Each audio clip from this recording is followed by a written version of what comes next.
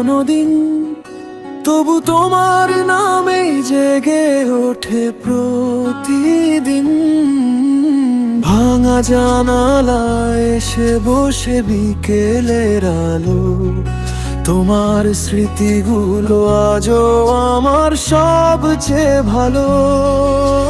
বাতাস এসে বলে যায় হারানো সেই কথা, চোখের কোণে জমে থাকে অগণিত ব্যথা। যে পথ ধরে চলে গেলে ফিরে তাকাওনি আর, সেই পথটাতে আজও আমি করি অপেক্ষা।